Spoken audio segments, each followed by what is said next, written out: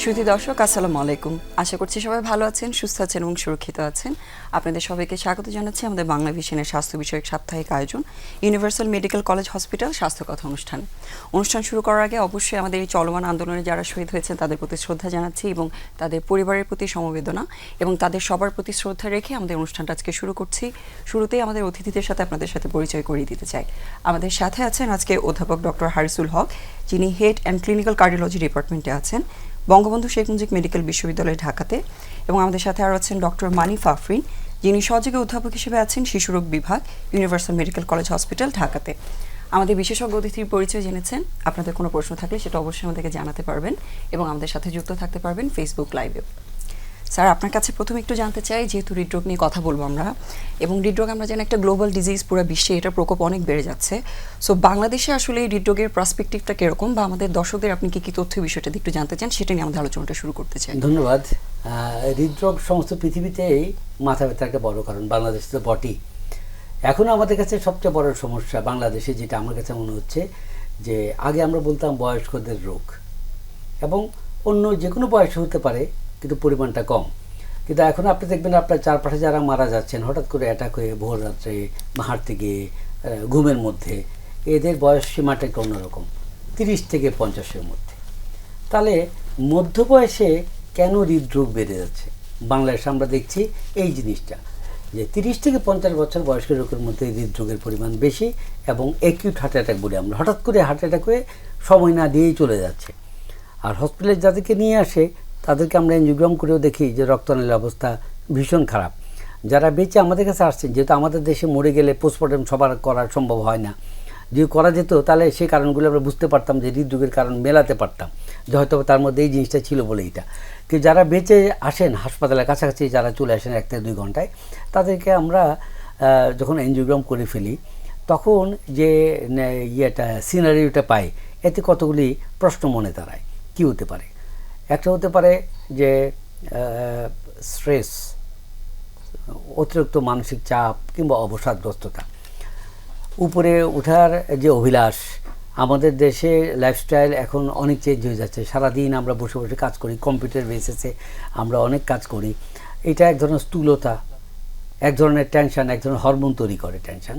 এই স্ট্রেসের জন্য স্ট্রেস হরমোনগুলি কি হৃৎপিণ্ডে যে রক্তনালীগুলি তার সংকোচনের কারণ? হ্যাঁ, যে মানুষের পরিমাণে কলজা চেপে গেছে, সেটার করোনারি স্পাজম। তো করোনারি স্পাজম তারাও হঠাৎ করে হার্ট অ্যাটাক তৈরি করতে পারে। এরা কি মৃত্যুর কারণ? তাহলে এই বয়সটা কেন? আমার ধারণা যে এই যে দৈনন্দিন জীবনে আমরা উপরে ওঠার জন্য আপ্রাণ চেষ্টা করছি, এই যে আয়াস, এই যে প্রয়াস, হ্যাঁ, সেটা হয়তো বা আমার সাধ্যের মধ্যে নাই, বাট আমি চেষ্টা করছি। ওই চেষ্টাটা হয়তো এটা এর একটা বিরাট কারণ। যে কোনো বয়স হতে পারে, তবে বাংলাদেশের মধ্যে এই গ্রুপটা আমাদের জন্য সবচেয়ে বেশি ভালনারেবল। 30 থেকে 50 বছর আপনি মনে করছেন মানসিক চাপ, আমার কাছে মনে হচ্ছে তাই। অবশ্যই এই বিষয়টা নিয়ে আমরা আরেকটু আলোচনা করব। তার আগে আপনার কাছে যেটা প্রশ্ন করতে চাই, যেহেতু শিশুরোগ বিশেষজ্ঞ, আপনাদের কাছে তো সব ধরনের শিশুরোগ নিয়েই তো বাচ্চাদেরকে নিয়ে আসছে প্যারেন্টসরা।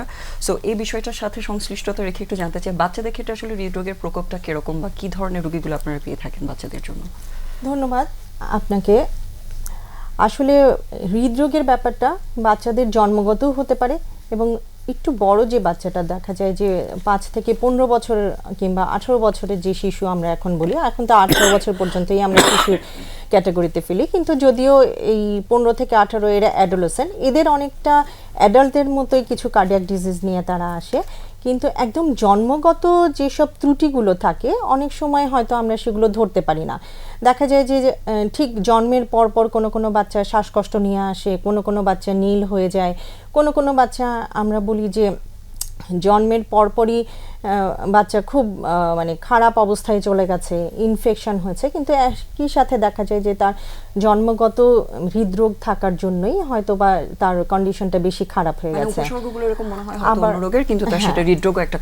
সেটা আসলে আমরা ইকো না করে আসলে বুঝতে পারি না। এটা আমাদের দেশে একটা খুব জটিল অবস্থা, কারণ সব জায়গায় আসলে ইকো করার ফ্যাসিলিটিসটা নাই। কিন্তু শহরাঞ্চলে, বিশেষ করে এখন জেলা শহরগুলোতে আমাদের কার্ডিওলজিস্ট থাকার জন্য আমরা ইকোটা করতে পারি এখন, এবং আমরা ধরতে পারি এই রোগগুলো। আর কিছু কিছু বাচ্চা আছে যাদের রোগের লক্ষণগুলো আসলে জন্মের পরেও ধরা পড়ে না, এদের দেখা যায় 1 বছর 1.5 বছরে বারবার শ্বাসকষ্ট, ঠান্ডা, কাশি এই লক্ষণগুলো নিয়েই তারা বারবার ডাক্তারের কাছে আসেন। তখন হয়তো বা যদি আমরা ভালো করে বাচ্চাটাকে একটু দেখি অথবা তার কিছু পরীক্ষা নিরীক্ষা করি, তখন হয়তো এই ধরনের সমস্যাগুলো আসতে পারে, যেমন এএসডি, ভিএসডি, যেগুলো আসলে আমাদের এখন প্রচুর পাওয়া যাচ্ছে, কিন্তু আমরা হয়তো সব সময় এই বাচ্চাগুলোকে ডায়াগনোসিস করতে পারছি না। আচ্ছা, তো আমি যেহেতু, অনুরোধ করব যে এরকম শ্বাসকষ্ট নিয়ে যারা আসেন বারবার, সেই বাচ্চাগুলোকে ইকো করতে পারলে সবচেয়ে ভালো হয়। জি, যেহেতু জন্মগতভাবে অনেক ধরনের ত্রুটি নিয়ে বাচ্চারা জন্মাচ্ছে বা হচ্ছে এই বিষয়টা, এখন কিন্তু অ্যানোমালি স্ক্যানের সুযোগ আছে, মানে প্রেগন্যান্সি পিরিয়ডে দেখার সুযোগ থাকে এই ধরনের কোনো ত্রুটি আছে কিনা অনেক বাচ্চার ক্ষেত্রে। তো এই ধরনের সুযোগগুলো দিয়ে আসলে এই রোগী চিকিৎসার ক্ষেত্রে কোনো উন্নতি করা সম্ভব কিনা? খুব ভালো একটা প্রশ্ন করেছেন। এখন শুধু অ্যানোমালি স্ক্যান নয়, ইভেন হচ্ছে ফিটাল ইকোকার্ডিওগ্রাফি করারও সুযোগ রয়েছে। যদি আমরা অ্যানোমালি স্ক্যানে কেউ ধারণা করেন যে কার্ডিয়াক সমস্যা থাকতে পারে, কিংবা মায়ের কিছু কিছু রোগ থাকে যেগুলোর কারণে বাচ্চাদের এরকম জন্মগত হৃদরোগের সম্ভাবনা থাকে, তাহলে আমরা ফিটাল ইকোকার্ডিওগ্রাফও এখন করে নিতে পারি।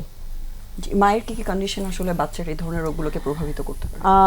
আমরা বলি যে মায়ের কিছু রোগ, যেমন এসএলই থাকে অনেক মায়ের, তারপরে সিএমভি ইনফেকশন, এগুলো আসলে একটু জটিল। বারবার ওই যে মায়েরা অ্যাবর্শনের হিস্ট্রি নিয়ে আসেন, অথবা দেখা যাচ্ছে যে ওনারা ঠিক মতো কনসিভ করতে পারছেন না, বারবারই বিভিন্ন জটিলতার সম্মুখীন হচ্ছেন। এই সকল মায়েদের অবশ্যই অ্যানোমালি স্ক্যান এবং সম্ভব হলে ফিটাল ইকোকার্ডিওগ্রাফি করা প্রয়োজন। স্যার, এই বিষয়টাতে আপনি আর কিছু add হ্যাঁ, করতে চান কিছু কিনা? কথা, যেমন এই স্যার, খুব আমরা ভালো একটু বলেছে। একটা প্রশ্ন নিয়ে আমাদের সাথে দুজন দর্শক যুক্ত আছেন, ওনাদের প্রশ্নটি নিয়ে আমরা এই আলোচনাটা আবার করছি। দর্শক, আপনার নাম এবং বয়স বলে প্রশ্নটা জানান। জি, আসসালামু আলাইকুম। ওয়ালাইকুম আসসালাম। আমার মেয়ের নাম আরিবা, আমি আরিবার আম্মু। আমার মেয়ে 7 বছর বয়স। তো ও ছোটবেলা থেকে খাবারের প্রতি অনেক অনীহা। একবার ডক্টর দেখানোর পর জি, ওকে হচ্ছে জিঙ্ক আর ভিটামিন সাজেস্ট করেছিল। তো সেটা একবার খাওয়ানো হয়েছিল, তখন একটু ক্ষুধা বেড়েছিল। তো এটা কি আসলে কতখানি কার্যকর? এখন কি আমি ওকে এটা খাওয়াতে পারবো? আর এটা কত থেকে কত বছর পর্যন্ত খাওয়ানো যাবে? জি, বাচ্চার রুচি বৃদ্ধির জন্য যে ওষুধগুলো দিয়েছে এগুলো আসলে কতদিন খাওয়ানো যাবে সেটাই আপনার প্রশ্ন। আপনি আমাদের সাথে থাকুন, আমাদের একজন দর্শক আছেন, ওনার প্রশ্নটা নিয়ে একসাথে আমরা আলোচনা করে দিচ্ছি। জি, আমাদের পরবর্তী দর্শক যিনি আছেন, আপনিও প্লিজ আপনার নাম এবং বয়স বলে প্রশ্নটা আমাদের জানান। জি জি, আমি মোহাম্মদ কিবরিয়া, মনোহরদ্দিন নরসিংদী। জি, জি, মোহাম্মদ কিবরিয়া। জি, শুনতে পাচ্ছি, বলুন আপনার প্রশ্নটা বলুন। হ্যাঁ, আমার প্রশ্ন হলো, জি জি, মনোহরদ্দিন নরসিংদী থেকে বলছিলাম, কিবরিয়া। জি, আপনার প্রশ্নটা। প্রশ্নটা হলো যে আমি হৃদরোগে একজন পেশেন্ট। সেই কি কি সিমটম গুলো আমার হ্যাঁ, আপনি কাইন্ডলি আপনার টিভির ভলিউমটা একটু কমিয়ে নেন, এবং আপনাকে ডাক্তার কিন্তু শুনতে পাচ্ছেন, আমাদের এখানে যিনি বিশেষজ্ঞ আছেন। আপনি আপনার প্রশ্নটা বলুন, উনি শুনছেন। শারীরিক ভাবে যে আমি হৃদরোগ বলে কি কি উপসর্গ দেখে আপনি বুঝতে পারবেন? সিমটমগুলি জানতে চাচ্ছি। জি জি, অনেক ধন্যবাদ আপনার প্রশ্নের জন্য। আপনি আমাদের সাথে সংযুক্ত থাকুন। জি স্যার, আপনার কাছ থেকে একটু আগে জটিল শিশুটা জি। আমার মনে হয় শেষ করে জি, জি। আরিবার মা, আরিবাকে নিয়ে আরিবারের উত্তরটা দিয়ে দিবেন কি? আরিবার হ্যাঁ, মা কোনো ফোন অসুবিধা করেছে। না, আমরা যেকোনো একটা আরিবার। আলোচনা করতে আচ্ছা। পারি। জি। আরিবার আম্মু 7 বছরের আরিবার কথা বলেছেন যে তার ক্ষুধামন্দা আছে। এখন শিশুদের ক্ষুধামন্দার অনেক কারণ আছে। এখন কি কারণে ক্ষুধামন্দা হচ্ছে সেটা আসলে আমাদেরকে খুঁজে বের করতে হবে।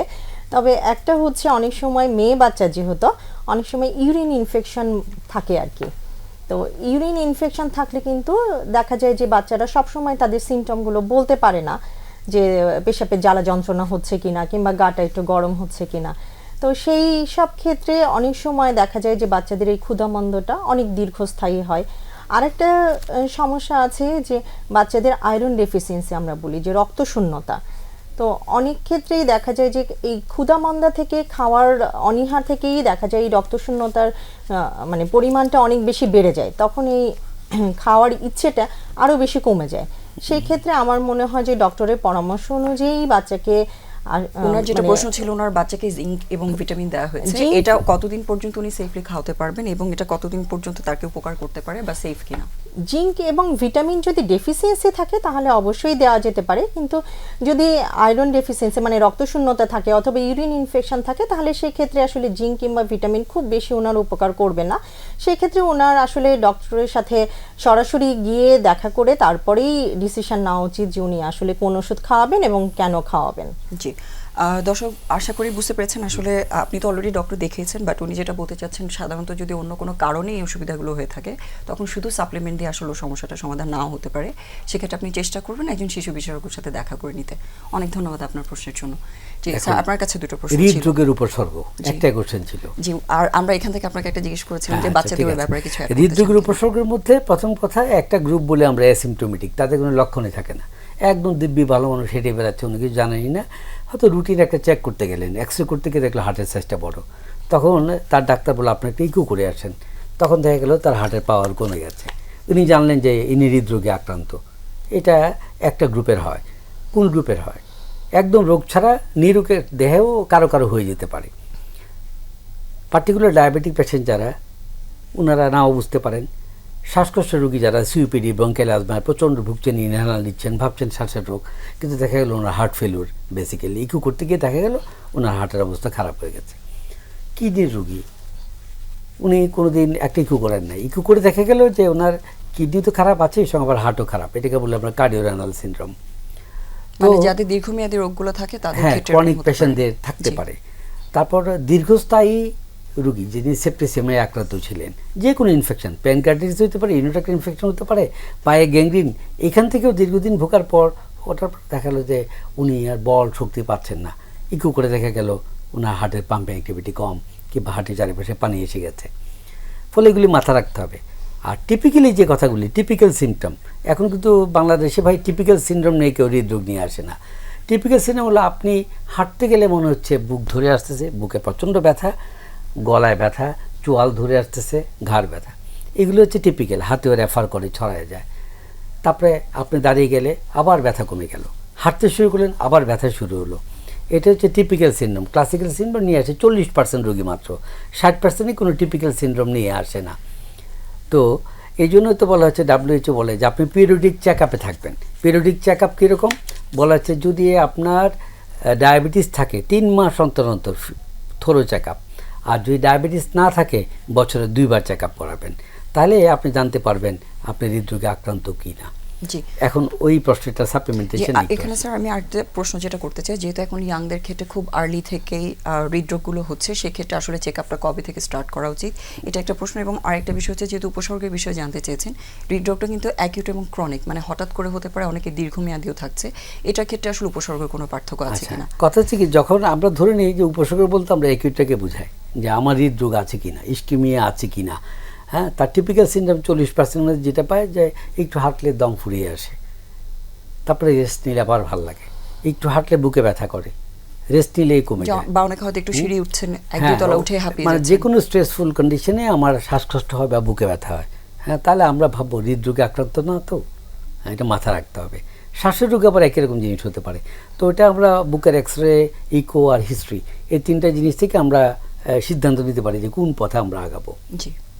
এবং কত বয়স থেকে আসলে তাদের চেকআপটা শুরু করা উচিত, চেক যেহেতু ইয়াংদের রোগ বেশি অ্যাডাল্টদের হচ্ছে? কথা বলা হচ্ছিল, যে মানে আমেরিকান কলেজ অফ কার্ডিওলজির কথা, এটি অ্যাডাল্টদের জন্য বলা হয়েছে, অর্থাৎ 18 থেকে শুরু করে যতদিন বেঁচে থাকবে। যদি ডায়াবেটিক হয় 3 মাস পর পর, নন ডায়াবেটিক হলে অ্যাটলিস্ট 6 মাস পর পর, ঘন হলে অসুবিধা নাই, কিন্তু এর কমে মোটেও না।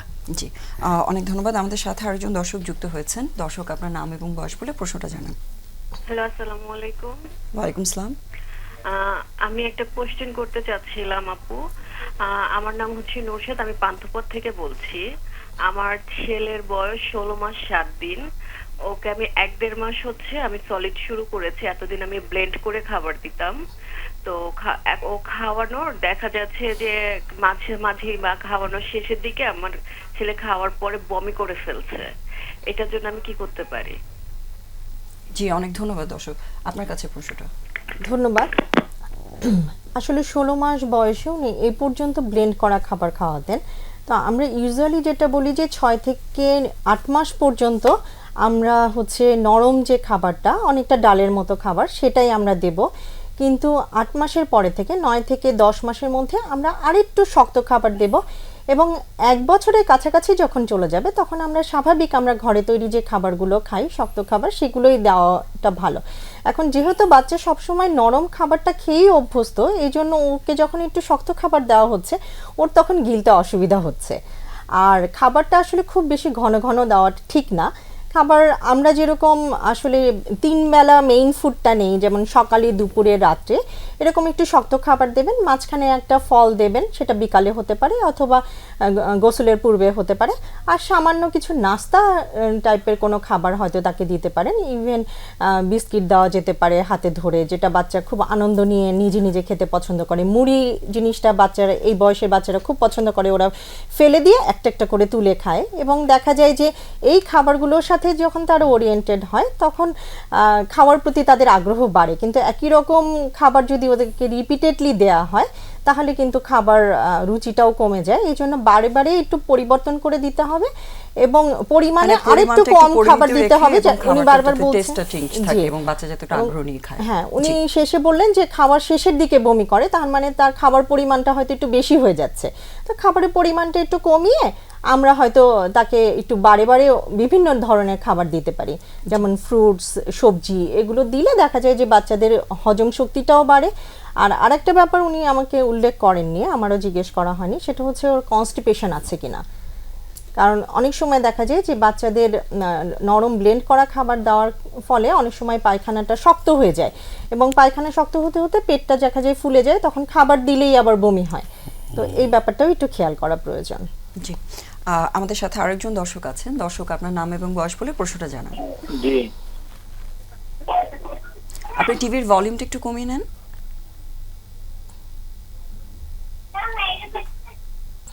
জি, আপনার নাম এবং বয়সটা বলে প্রশ্নটা বলেন। আমার নাম হলো যে মোহাম্মদ হিমায়ত মির্জা, পটুয়াখালী থেকে বলছি। জি,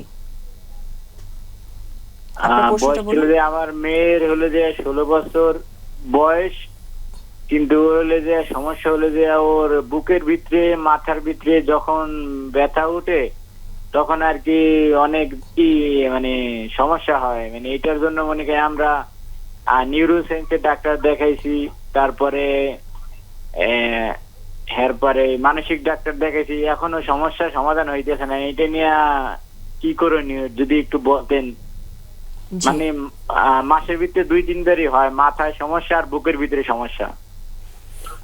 আচ্ছা, আপনাকে ডক্টর শুনতে পাচ্ছেন, আপনার কি কোনো প্রশ্ন আছে দর্শকের কাছে? ওনার কি থাইরয়েডের টেস্ট করিয়েছিল নাকি, হরমোন? থাইরয়েড টেস্ট করাইছি, তারপরে সিটি এক্সেন করাইছি, তারপরে এমআরপি করে। আচ্ছা, তার কি ইকোকার্ডিওগ্রাম করা আছে, বুকের এক্সরে করা? টেস্ট করাই নাই স্যার, হরমোন টেস্ট। তার একটা ইকোকার্ডিওগ্রাম করতে হবে, বুকের একটা এক্সরে করতে হবে। হ্যাঁ, আর আরেকটা সম্ভব হলে আমরা বলি 24 ঘন্টা ধরে একটা টেস্ট করি। বুকের এক্সরে করা আছে। আচ্ছা, এটা ভালো আছে, বুকের এক্সরে ভালো। বুকের এক্সরে একটা ইকোকার্ডিওগ্রাম আর একটা হলটার বলি আমরা, 24 ঘন্টা, 48 ঘন্টা, 72 ঘন্টা আমরা করি। বুকের মধ্যে একটা মেশিন লাগাই, ওই টেস্টটা করতে হয়। তাহলে 3-4টা রিপোর্ট নিয়ে আমরা অ্যানালিসিস করে তখন আমরা বুঝতে পারবো যে আসলে তার কোনো রোগ আছে কিনা। আর পেটের একটা আলট্রাসোনোগ্রাম করা লাগে যাতে রোগীর লিভারটা দেখতে ভালো করে। করে না স্যার, আমরা তো এই পর্যন্ত ঢাকা নিয়ে গেছি, পটুয়াখালী থেকে 3টা ডাক্তার দিয়েছি, নিউরো সায়েন্সে, মানসিক, আবার গ্যাস্ট্রো লিভার। কোনো মানে ওনারা পেটে আলট্রাসোনো করায়নি না? না, আলট্রাসোনো করায় নাই। ও করতে হবে একটা আলট্রাসোনো, ধরা পড়ে যাবে ইনশাল্লাহ। 3-4টা টেস্ট করলে ধরা পড়ে যাবে আশা করি। জি, অনেক ধন্যবাদ দর্শক আপনার প্রশ্নের জন্য। এবং যেটা স্যার অলরেডি বললেন, এগুলোর ক্ষেত্রে আসলে অনেকগুলো বিষয় বিবেচনা করে দেখে তারপর বুঝতে হয় কি কারণে আপনার মেয়ে এই সমস্যাগুলোতে ভুগছেন। আপনি অলরেডি ডাক্তার দেখিয়েছেন, বাট যেহেতু আলট্রাসোনোগ্রাম করা হয়নি, সেটা একবার একটু করিয়ে নেন। আর যতদিন সমস্যার সমাধান হচ্ছে না, এটা সলিউশনের জন্য আসলে আপনাকে একজন ডক্টরের বিশেষজ্ঞের সাথে থেকেই পরামর্শ নিয়ে চিকিৎসাটা কন্টিনিউ করতে হবে। এর বেশি আসলে এখান থেকে আপাতত আর সমাধান দেওয়া সম্ভব হচ্ছে না। বাট আপনার প্রশ্নের জন্য অনেক ধন্যবাদ। আপনার কাছে একটা বিষয় একটু জানতে চাচ্ছিলাম, যেহেতু বাচ্চাদের খাওয়ার ব্যাপারে একজন অলরেডি প্রশ্ন করেছেন, বেশিরভাগ প্যারেন্টসের একটা কমন কমপ্লেইন থাকে বাচ্চারা খেতে চায় না, বা খাওয়ার হ্যাবিটটাকে কিভাবে আরো হেলদি করা যায় বা বাচ্চাদের জন্য আরেকটু আগ্রহী করা যায়, সেই বিষয়ে যদি দর্শকদের কিছু পরামর্শ দিতেন। আপনি একদম যুগোপযোগী একটা প্রশ্ন করেছেন যে আমাদের বাচ্চারা খেতে চায় না। তার একটা কারণ হচ্ছে আমরা সারাক্ষণ খাবার নিয়ে বাচ্চাদের পেছনে ঘোরাঘুরি করি, এবং একটা সময় বাচ্চারা আসলে মানে এই খাবারের অত্যাচারে বিরক্ত হয়ে যায়। তা ম্যাক্সিমাম ক্ষেত্রেই আমরা বলি যে আপনারা বাচ্চাদেরকে একদম নির্দিষ্ট সময় অনুযায়ী আমরা যখন খেতে বসবো তখন একই টেবিলে একটা প্লেট দিয়ে সুন্দর করে ওদেরকে একটু বসিয়ে দেন, সেখান থেকে ওরা যতটুকু খেলো পাশ থেকে আমরাও হয়তো তাদেরকে কিছুটা অ্যাসিস্ট করে দিতে পারি। আর সবার সাথে বসে খাওয়াটা কিন্তু খুব আনন্দদায়ক, সেখানে কথা হয়, গল্প হয় এবং সাথে যে খাবারটা খাচ্ছে সেটা কিন্তু সে বুঝে খেতে পারে এবং প্রতিদিনই কিন্তু খাবার টেবিলে বিভিন্ন রকম খাবার আসে, সেটাও তাদের জন্য খুব আনন্দদায়ক হয়। আরেকটা কাজ করা যায় সেটা হচ্ছে আমরা যখন তাদের খাবারটা প্রিপেয়ার করব তখন তাদের একটা ওপিনিয়ন আমরা নিতে পারি, কিংবা আমরা যখন খাবার প্রিপেয়ার সময় তাদেরকে সাথে নিয়ে জিনিসটা প্রিপেয়ার করতে পারি। যদিও মাঝে মাঝে আমরা অনেকে বলি যে এটা রিস্ক হয়ে যায়, কিন্তু অসুবিধা নাই। আমরা হয়তো খাবারটা যখন টেবিলে নিয়ে আসছি তখন তাকে একটু বললাম যে চলো আমরা খাবারটা নিয়ে যাই সাথে করে, আজকে আমরা এই মানে খাবারটা বাচ্চাকে খুব একটু মজা engage করে করা, আগ্রহী খাবো। করা। হ্যাঁ, এবং সাথে নিজেরাও যদি খুব আগ্রহ করে খেতে বসি তাহলে কিন্তু বাচ্চা মনে করে যে আসলে খুব মজাদার কোনো খাবার খাওয়া হচ্ছে কিংবা কোনো মজাদার জিনিস তাকে দেওয়া হয়েছে, সেই ক্ষেত্রে তার আগ্রহটা বাড়ে। আর খাবারের আইটেমটা আসলে একটু চেঞ্জ করে দেওয়াটাই ভালো।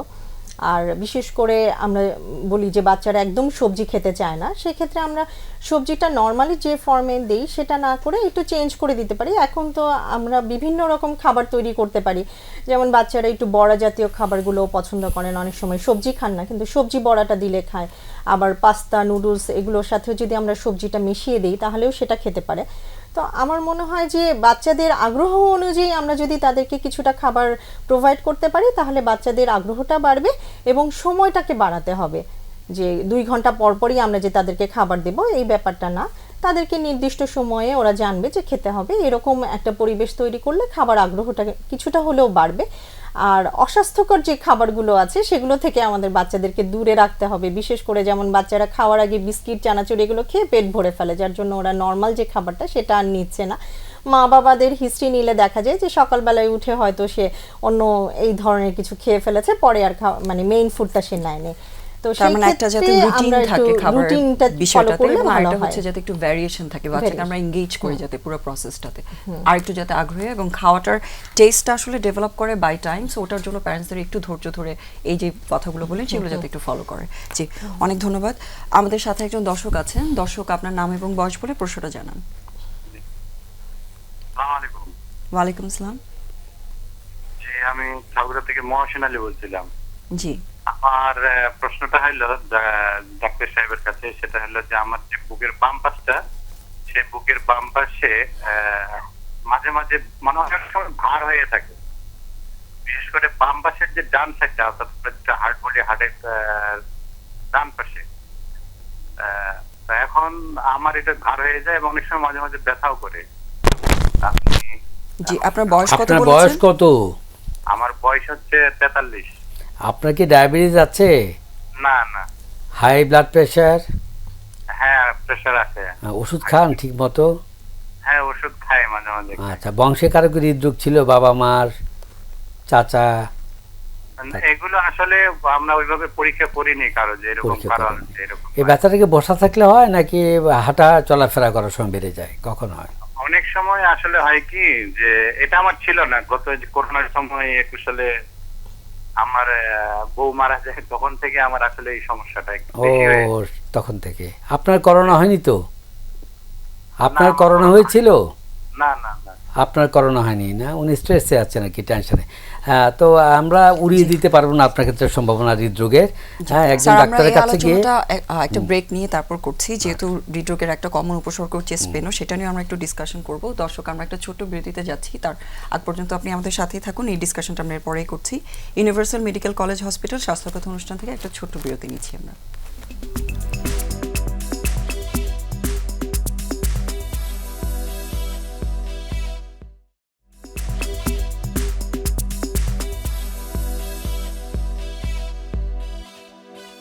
শুধু দর্শক, আপনাদেরকে স্বাগত জানাচ্ছি আবারও universal medical college hospital Swasthyakatha অনুষ্ঠানে, এবং ধন্যবাদ আমাদের সাথে থাকার জন্য। আমাদের সাথে আজকে স্টুডিওতে আছেন অধ্যাপক ডক্টর হারিসুল হক এবং ডক্টর মানিফ আফরিন। স্যার, বিরতিতে যাওয়ার আগে আপনার কাছে একজন দর্শকের প্রশ্ন ছিল, সেটার বিষয়ে আপনি কি বলতে চান ওনাকে? তো যে কথা ছিল, যেহেতু আপনি খুব মানসিক একটা ট্রমার মধ্যে আছেন এবং আপনার উচ্চ রক্তচাপ আছে, আর লক্ষণটা হৃদরোগের সঙ্গে মিলে যাচ্ছে, যে বুকে চাপ এবং বুকের মধ্যিখানে চাপ, এটা হৃদরোগের সঙ্গে অনেক দূর মিলে যায়। আমার ক্ষেত্রে আমি যে পরামর্শ দিব আপনাকে, যে কোনো একজন ডাক্তারের কাছে গিয়ে আপনি এই কথাগুলো বলে হার্টের লাইনে চেক আপ করান। একটা হচ্ছে ইসিজি, কোলেস্টেরল লেভেল কতদূর আছে, ডায়াবেটিস আছে কিনা, সেই মাত্রা, কিডনি ফাংশন কেমন, এগুলি, এবং ইসিজি, ইকো, বুকের এক্সরে, তিনটা আমরা করাই। তারপর প্রয়োজন মতো ডাক্তার সাহেব আপনাকে ইটিটি করাতে পারেন, নাও করাতে পারেন। তারপরে আমরা স্থির সিদ্ধান্তে পৌঁছাবো যে হৃদরোগের কোন পর্যায়ে আপনি আছেন। একটা পর্যায়ে তো অবশ্যই আপনি আছেন, কিন্তু সেটা আমাদের দেখতে হবে। আরেকটা বিষয় জানার দরকার ছিল, আপনি কি কাজ করেন, আপনার পেশাটা কি। একটু রোদে যাওয়ার একটা অভ্যাস রাখতে হবে আপনার। দেখা যাচ্ছে ভিটামিন ডি কমে গেলেও এরকম করে বুকে ব্যথা, গায়ে ব্যথা, পায়ে ব্যথা শুরু হয়ে যায়। ফলে এটাও মনে রাখতে হবে। ধন্যবাদ আপনাকে আপনার প্রশ্নের জন্য। জি, তার মানে হৃদরোগের বিষয়টাকে মাথায় রেখে যে টেস্টগুলো দরকার সেগুলো করে নিশ্চিত হওয়া যাবে ওনার কি অসুবিধাটা উনি ফেস করছেন। স্যার, আর আরেকটা বিষয় একটু জানতে চাই, যেহেতু বাচ্চাদের একটা বড় সেগমেন্ট হৃদরোগে আক্রান্ত হচ্ছে, আমরা তো চাই এই রোগগুলোকে যতটুকু সম্ভব প্রিভেন্ট করা পসিবল কিনা। তো এটার জন্য আসলে কি স্টেপ নেওয়া যায়? যেমন একটা ওনার সাথে আলোচনা করছিলাম যে প্রি প্রেগন্যান্সি পিরিয়ড আমরা চেক করে দেখতে পারলাম যে কি কি রোগগুলো হচ্ছে, এটা খুব বা কি ইম্পর্টেন্ট কি যে করে আমরা এগুলোকে প্রিভেন্ট করতে পারি, এই বিষয়ে কোনো পরামর্শ দিতে চাই? অবশ্যই প্রিনেটাল এই চেকগুলি করা খুবই দরকার। বিদেশে তখন পুরো জেনেটিক প্রোফাইল করে দেখে যে হৃদরোগ হওয়ার সম্ভাবনা কতদূর, নিউরোলজিক্যাল প্রবলেম থাকার সমস্যা কতদূর। যেমন এখানে আমাদের দেশে এএসডি স্পেকট্রাম দেখার জন্য মাত্র এখন ব্লাড টেস্ট শুরু হয়ে গেছে, হচ্ছে। তো এই জাতীয় টেস্ট যা অ্যাভেলেবেল আমাদের দেশে সবগুলি এখানে করা উচিত। তারপরে হাই রিস্ক পেশেন্টদের মধ্যে কিন্তু উচ্চ রক্তচাপে আক্রান্ত মাদেরকে আমরা নিয়ে আসবো। ক্রনিক হাইপারটেনশন বলি, যে আগের থেকে যার প্রেশার ছিল সে বাচ্চারও কিডনিতে প্রবলেম থাকতে পারে, হার্টের প্রবলেম থাকতে পারে, এটা আমাদের মাথা রাখতে হবে। নাম্বার 2, ডায়াবেটিক মাদার খুব ইম্পর্টেন্ট। যেসব মায়েদের ডায়াবেটিস আছে তাদের হেন কোনো প্রবলেম নাই যে হতে পারে না। ফলে তাদের বেবিদের ক্ষেত্রেও দেখা গেল যে কনজেনিটাল কার্ডিয়াক লিশন, জন্মগত হৃদরোগ বেশি থাকে। এর মধ্যে পিডিএ থাকতে পারে, কমন এজ, তারপরে ভিএসডি, এএসডি একটু আগে ডাক্তার সাহেব বলেছেন। তারপরে আমরা বলি যে টিজিএ, ট্রান্সপোজিশন অফ গ্রেট এওর্টা, মানে আর্টারিস, যে আর্টারি ভেন যেখান থেকে ওঠার কথা এখান থেকে না উঠে অন্য জায়গাতে উঠলো। সেসব রোগী জন্ম হওয়ার পর থেকে আমরা বুঝতে পারি যে বাচ্চা নীল হয়ে গেছে কিনা, সাইনোসিস বলি আমরা, নীল হয়ে গেল কিনা, শ্বাসকষ্ট হচ্ছে কিনা, এই একই রকম। তখন চেস্টের এবং হার্টগুলি মেলানোর পরে দুষ্কর হয়, তখন আমরা বুকের এক্সরে এবং ইকো দুইটা করে আমরা একটা সিদ্ধান্তে পৌঁছাই যে বাচ্চাটা এইটা আছে। তো এর মধ্যে যেমন পিডিএ খুব কমন, পিডিএ আমরা ডিভাইসগুলো প্রেশার এবং ডায়াবেটিস এই দুটো রোগ ছাড়া কোনো ইনফেকশন বা এরকম কোনো কিছু আছে কিনা? হ্যাঁ, হতে পারে। যেমন একটু আগে ডাক্তার সাহেব বলেছিলেন সিএমভি, সাইটোমেগালোভাইরাল ইনফেকশন, তারপরে এইচআইভি ইনফেকশন, তারপরে ফার্স্ট ট্রাইমেস্টার প্রথম 3 মাসে যদি কারো হয় মানে হারপিস ইনফেকশন হয়, তাহলে প্রচুর সম্ভাবনা বেড়ে যায়। আর আমরা ওই যে কি যেন একটা করি না, পুরো প্যানেলে করা আমাদের গাইনোকোলজিস্টরা সবাইকে ভাইরালের টর্চ, যে টর্চ যে অর্গানিজমগুলি সেগুলি দিয়ে সে ইনফেক্টেড কিনা যদি থাকে তাহলে বাচ্চাদের বিভিন্ন রকমের রোগ নিয়ে আসে। তাহলে এই ধরনের রোগের বার্ডেনগুলো কমাতে হলে আসলে একটা প্রেগন্যান্সি প্ল্যান করা উচিত এবং এই ধরনের যে চেকআপগুলো আছে এগুলো একটু আমি সেই কথা বললাম যে আমাদের দেশে যত অ্যাভেলেবেল আছে আর কি, প্রিনেটাল স্ক্রিনিং সবগুলি করে ফেলা উচিত। করতে পারলে আমরা অনেকগুলো বিপদ থেকে বাঁচতে পারি, বাঁচা যাওয়া সম্ভব। এবং এই স্ক্রিনিংগুলো আসলে কোথায় কোথায় করতে পারেন? আচ্ছা, বাংলাদেশে কোথায় ফ্যাসিলিটিগুলো আছে? এগুলো দুটো বিষয় আছে, যে আমাদের সরকারি হাসপাতালগুলিতে কিছু আছে, কিছু বেসরকারি হাসপাতালে আছে। তো সরকারিতে একটু, যেমন আমাদের বঙ্গবন্ধু মেডিকেল ইউনিভার্সিটিতে এএসডি স্পেকট্রাম হচ্ছে এখন। তারপরে শুধুমাত্র আমাদের বঙ্গবন্ধুতে হয় হোমোসিস্টিন লেভেল। হোমোসিস্টিন লেভেল খুব ইম্পর্টেন্ট। হোমোসিস্টিন, হাইপার হোমোসিস্টিনেমিয়া প্রধানত 2টা রোগের জন্য খুব দায়ী। যে একটা হচ্ছে অল্প বয়সের রোগের হৃদরোগের কারণ, অল্প বয়সের লোকজনের ব্রেন অ্যাটাকের কারণ। এই হোমোসিস্টিন লেভেল আর কেউ করেন, শুধু আমাদের বঙ্গবন্ধুতে হচ্ছে। আবার কিছু কিছু প্রাইভেট হসপিটাল আছে যেখানে অনেকগুলি ভালো ভালো টেস্ট হয়, আমাদের এখানে হয় না। এইটার কথা হচ্ছিল যে বাচ্চাদের যে ফিটালিকো কিন্তু আমাদের বঙ্গবন্ধুতে হয়, তারপরে জাতীয় হৃদরোগে হয়, অন্যান্য প্রাইভেট হসপিটালে হয়। তারপর এই যে যেটা প্রেগন্যান্সি অবস্থায় যে কার্ডিয়াক স্ক্রিনিং যেটা, এটা আমাদের বঙ্গবন্ধুতে রুটিন এখন হচ্ছে। তার মানে টার্সিয়ারি লেভেল হসপিটালগুলোতেই ফ্যাসিলিটিসগুলো আছে। সো সেক্ষেত্রে আসলে যারা অ্যাটেন্ডিং ডক্টর আছেন তারা সেক্ষেত্রে অবস্থা বুঝে তাদেরকে রেফার করতে পারেন। এবং এখন একটা কথা এখন দাঁড়াচ্ছে যে ঢাকায় হয়তোবা আমরা মোটামুটি আমরা এই সার্ভিসটা দিতে পারছি, চিটাগাং, সিলেট দেওয়া কি সম্ভব হচ্ছে? এত ম্যান পাওয়ার তো আমরা ডেভেলপ করতে পারি না। ফলে ম্যান পাওয়ার ডেভেলপমেন্ট খুব ইম্পর্টেন্ট বিষয়। হ্যাঁ, যেমন দেখা যাচ্ছে যারা ট্রেনিং নিয়ে আসছেন বিদেশ থেকে এসে শুধুমাত্র ঢাকার হাসপাতালগুলিতে আছে, চিটাগাং সিলেট ঢাকা অবহেলিত হয়ে গেছে। ফলে আমাদের উচিত হবে আর কি সরকারের কাছে এটা থাকবে রিকোয়েস্ট যে আরও বেশি ট্রেন্ড আপ করে, হ্যাঁ, যদি পারে ডিস্ট্রিক্ট লেভেলে ছড়িয়ে দেওয়া, তাহলে আমরা অনেক ওই যে কনজেনিটাল বিভিন্ন রোগ, হার্টের রোগ, কিডনির রোগ, ব্রেনের রোগ, এগুলো কিন্তু ডিটেক্ট করে ফেলতে পারবো এবং প্রিভেন্ট করাটা বার্ডেন থেকে বাঁচতে পারবো। অবশ্যই, অনেক ধন্যবাদ। আপনার কাছে একটু যেটা জানতে চাই সেটা হচ্ছে বাচ্চাদের হৃদরোগের সাথে বারবার একটা কথা আসছিল, সেটা হচ্ছে গিয়ে তার শ্বাসতন্ত্রের রোগগুলো খুব কমনলি হয়ে থাকে কোরিলেটেড। সো বাচ্চাদের ক্ষেত্রে আসলে শ্বাসতন্ত্রের রোগগুলো কি কি কমনলি হয়ে থাকে সেটা একটু জানতে চাই। নিউমোনিয়া, ব্রঙ্কিওলাইটিস, এটা আমাদের সবচেয়ে বেশি পরিমাণে পাওয়া যায়। বিশেষ করে 2 বছরের নিচে বাচ্চারা দেখা যায় যে শুধুমাত্র ঠান্ডা কাশি নিয়ে আসছে এবং মাঝে মাঝে তাদের এই ঠান্ডা কাশির পরে সিভিয়ার শ্বাসকষ্ট শুরু হয়ে যাচ্ছে। তো এই বাচ্চাগুলোকে অবশ্যই আমাদের একটা এক্সরে করে আসলে দেখতে হবে যে সে নিউমোনিয়াতে ভুগছে কিনা। যদি নিউমোনিয়া না থাকে তাহলে চিকিৎসা পদ্ধতি দুটোর জন্যই আলাদা। ব্রঙ্কিওলাইটিস সাধারণত ভাইরাল ইনফেকশন হয় এবং সেটা ব্রঙ্কিওলাইটিসের চিকিৎসার জন্য আমাদের অ্যান্টিবায়োটিকের অত প্রয়োজন হয় না, কিন্তু চিকিৎসা সেবার প্রয়োজন হয়, যেমন অক্সিজেনের প্রয়োজন হয় এবং সাথে নেবুলাইজেশনেরও প্রয়োজন হয়। আর নিউমোনিয়ার ক্ষেত্রে কিন্তু অ্যান্টিবায়োটিকের প্রয়োজন হয় এবং সেটা ইনজেক্টেবল অ্যান্টিবায়োটিকের প্রয়োজন হয়, হসপিটালে ভর্তি হতে হয়। এছাড়াও অনেক সময় দেখা যায় যে রিপিটেড শ্বাসকষ্ট নিয়ে আসছে যে বাচ্চাগুলো, তাদের মধ্যে কিছু তাদের ফ্যামিলিয়াল টেন্ডেন্সি থাকে অ্যাজমা, দাদি নানি অথবা ফ্যামিলিতে চাচা ফুপু যে কারো একজনের অ্যাজমা যদি থাকে তাহলে তারা মাঝে মাঝে এরকম শ্বাসকষ্ট নিয়ে আসে। তো সেই ক্ষেত্রেও আসলে চিকিৎসাটা মানে পারিবারিক ইতিহাস যদি থাকে সেটা আমাদেরকে একটু কনসিডারেশনে নিয়ে আসতে হবে। আর নর্মাল ভাইরাল ইনফেকশনগুলো তো আছেই আমাদের, এই যে টনসিলাইটিস বলেন, ফ্যারিঞ্জাইটিস বলেন, এবং এই ধরনের রোগগুলো ইভেন অনেক বাচ্চার অ্যাডিনয়েডও হচ্ছে বড় থাকে, আমরা যেটাকে বলি যে এনলার্জ অ্যাডিনয়েড। এই কারণেও কিন্তু অনেক বাচ্চা শ্বাসকষ্ট নিয়ে আমাদের কাছে আসেন আর কি। জি, যেহেতু অ্যাডিনয়েডের বিষয়টা বললেন, এই অ্যাডিনয়েডের চিকিৎসার ক্ষেত্রে বেশিরভাগ প্যারেন্টসেরই একটা কনসার্ন থাকে, যেহেতু অনেক ক্ষেত্রে সার্জারির প্রয়োজন হয়। ছোট বাচ্চার ক্ষেত্রে অপারেশনের কথা শুনলে অনেকে ভয় পেয়ে যান। আসলে এটা কতটুকু প্রয়োজনীয় বা কতটুকু বড় হলে বা কি উপসর্গগুলো হলে আসলে সার্জারিটা করা উচিত? আসলে 3 থেকে 7 বছরের মধ্যে অ্যাডিনয়েডটা আস্তে আস্তে ছোট হয়ে আসে। তো এই সময়েই বলা হয় যে আমরা মানে প্রিভেনশনে আসলে যেতে পারি। যেমন আমরা তাদেরকে কিছু উপদেশ দিয়ে দিতে পারি যে তারা ঠান্ডা কাশি যাতে ঘন ঘন না লাগে। কোনো কোনো ক্ষেত্রে আমরা কিছু কিছু ওষুধ যেমন কিটোটিফেনটা অথবা মন্টেলুকাস্ট আমরা কন্টিনিউয়াস কিছু দিনের জন্য দিয়ে দিই লং টার্ম, তাতে কিন্তু এই সমস্যার কিছুটা সমাধান হয়ে যায়। কিন্তু যে বাচ্চাদের ক্ষেত্রে মুখ হা করে সবসময় শ্বাস নিচ্ছে, গ্রোথ হচ্ছে না, তারপরে বলা হয় যে বাচ্চার খাওয়ার রুচি একদম কমে গেছে, যে একদম খেতেই পারছে না এবং রিপিটেড ইনফেকশন নিয়ে আসে, দেখা যায় মাসের মধ্যে 2 থেকে 3 বারই তার এরকম হচ্ছে অ্যাডিনয়েডের ইনফেকশন নিয়ে আসছে অথবা টনসিলের ইনফেকশন নিয়ে আসছে, সেক্ষেত্রে আমাদেরকে অপারেশনে অবশ্যই যেতে হবে। জি, অনেক ধন্যবাদ স্যার। আমরা তো একেবারে অনুষ্ঠান শেষের দিকে চলে এসেছি। যেহেতু হৃদরোগ নিয়ে কথা হচ্ছে, এটার একটা বড় পোর্শন যেটা নিয়ে মানুষের কনসার্ন থাকে সেটা হচ্ছে এটার চিকিৎসা পদ্ধতি এবং তার আগে এই যে অ্যাঞ্জিওগ্রাম বা এই ধরনের টেস্টগুলো করা হয়ে থাকে, এগুলো নিয়ে সবার দুইটা কনসার্ন থাকে। একটা হচ্ছে খরচের বিষয়টা এবং কতটুকু রিস্কি, এবং এনজিওগ্রাম অনেকেই মনে করেন যে হয়তো ডাক্তাররা এখন অহরহ করছেন, আসলে ব্যাপারটা তা কি না? প্রথম কথা হচ্ছে এনজিওগ্রাম তো একটা টেস্টের নাম। হ্যাঁ, যেমন আমরা ছাত্র ছিলাম যখন, তখন আইভিও করাতে গেলে আমরাও খুব ভয় পাইতাম, আল্লাহ আজকে আইভিও কেনা জানি মারা যায়। এখন তো আইভিও তো কোনো ব্যাপার না, টেকনিশিয়ানরা সায়েন্স এগুলো করতে অজস্র। এনজিওগ্রামও ঠিক তাই, এখন আরও সহজ হয়ে গেছে।